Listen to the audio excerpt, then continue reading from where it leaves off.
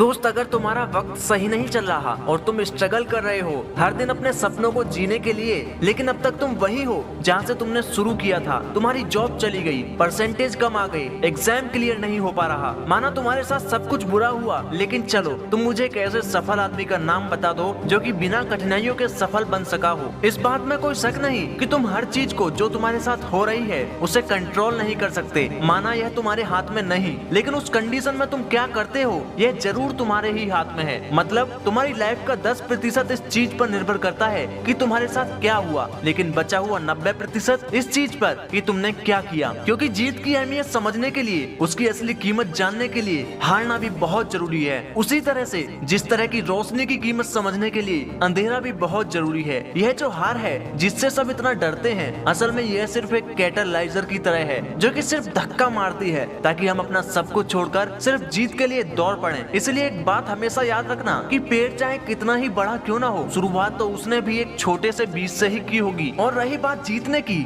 Success की, तो अरे मैं जानता हूँ कि तुम जरूर जीत जाओगे। जरूरत है तो बस एक वादा करने की।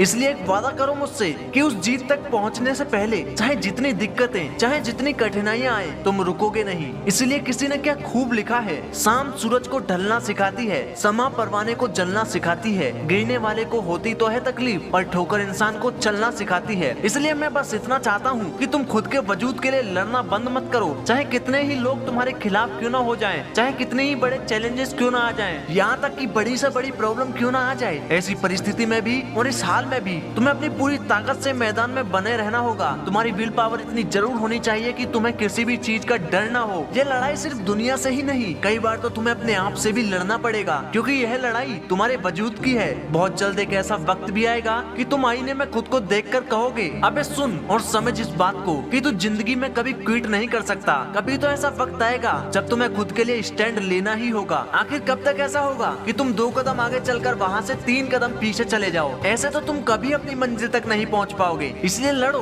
और तब तक लड़ो जब तक तुम्हें वह सब कुछ ना मिल जाए जिसके तुम हकदार हो। तो मैं मिलता हूँ आपसे अपने ऐसे ही पावरफुल मोटिवेशनल वीडियो के साथ। तो चैनल को सब्सक्राइब करना मत भूलना और बेल आइकन को भी प्रेस करना, क्योंकि हमारा लक्ष्य है एक कदम खुद को बेहतर बनाने की ओर।